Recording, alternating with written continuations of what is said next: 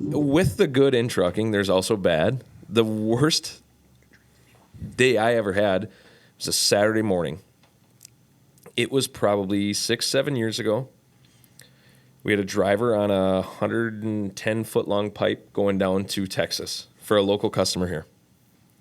Not quick transport. No, not Yeah. while I was working here. Okay. It's been nothing but good days since I've been here. You're full of it. But so it's probably 5, 6, 7 years ago. I don't remember exactly. And it was a Saturday morning. And at this time of my life, I was 23, 24 years old. And all was well. I went out with my buddies the night before, and I was hung over real bad. And I get a call from the police department in Normal, Illinois. And they're like, do you work at so-and-so? I'm like, yes, I do. One of your trucks was found on the side of the road, completely burnt to the ground. And I'm like, what? Like, is the driver okay and everything? And they're like, yeah. He got out. Well, what happened was there was an electrical shortage under the hood somewhere. And the truck just melted through the hood and started on fire as he was going down the road. So the whole thing was on fire, and he didn't notice it until the flames were coming out of the hood. Pulled it off to the side of the road and tried to get the extinguisher to put this thing out. So I'm just picturing this driver like fighting this huge fire in this truck with this extinguisher, and ended up not getting it out. Well, he ended up getting it unhooked, and they actually pulled the trailer back with some other piece of equipment to get it away from the truck. Maybe the fire truck that was there or something. But yeah, the whole truck burned to the ground. I'll have pictures. And he didn't call you? Or his phone was in the This fire? was at like he lost his phone. Oh. Yeah. And he was all fine? of his clothes. He was perfectly fine. We got him back home, and I think we rented him a truck to get him back home. The load sat there, and I had to so now I'm hungover, and I have to thankfully the driver's okay, right? So my next call is our safety lady. So I call her. She's like, "Oh my God, what?" Whatever, So and you know who I'm talking about. So you can picture the reaction, and all in all, all's well, right? And everyone's safe. That's the major thing. So now comes the dreaded phone call to the customer. So I make a call. Hold on, where were you? Illinois? No, I was at my house. On Saturday? Me? With personally? With a 100-foot piece? Yeah, Normal, Illinois, Saturday morning. I think, I don't remember. I think you could travel. Was he supposed to be there? I don't know. Okay. Before, I don't know if we could or not. But I know for a fact it was a Saturday morning. Okay. Like I said, before our time here. Mm-hmm. And so now I have to call this customer. And I call them. I'm like, "Hey, Adam, we got a problem." He goes, "What?" Because there was some kind of time crunch on this. I don't remember. And I'm like, "You're not going to believe this." And he goes, "Did the truck break down?" I said, "Well, yeah. Kind of. I mean, it completely burnt to the ground." And he goes, "What?" And so I'm like, "Yeah, I just got a call from the cops. The driver lost his phone and everything in the fire.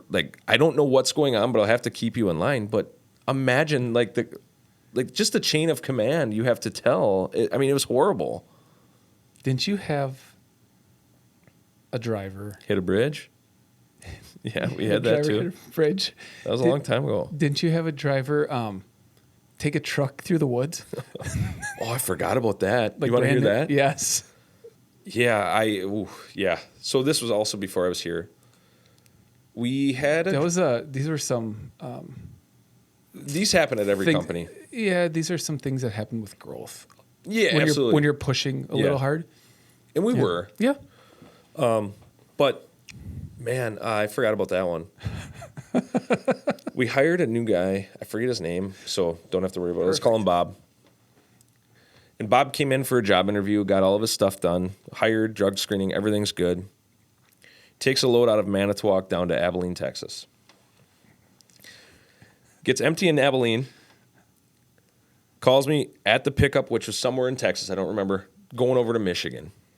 And at this time, early in the morning, he goes, "Hey," and he kind of said something off. I don't remember exactly what he said, but it was something along the lines of, "I'm pretty sure my ex-wife is following me." I'm like, is that okay? She's all the way down in Texas, and whatever. Nothing came of it. He was perfectly fine. I'm like, okay, as long as you're okay, let me know if you need any help. And day goes on, nothing wrong. Well, he was supposed to be delivering in southern Wisconsin. So the next day I checked on him, and he was still in track on his way back up. All good. He called in, talked to him a little bit.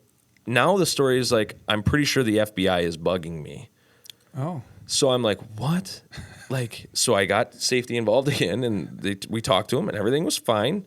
And he was afraid to get out of his truck at the truck stop because he thought that people were going to take him. So he had to call the police. So was he like having a mental breakdown? Yeah, but this was before e-logs happened, Okay. so we couldn't track him.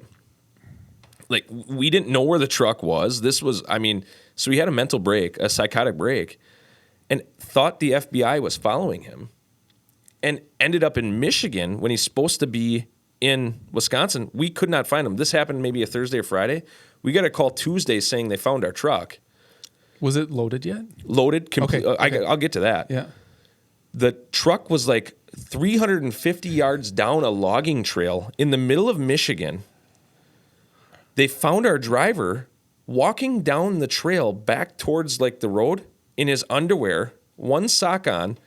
And the cops are like, hey, is that your truck down there? He goes, no, I'm out here turkey hunting.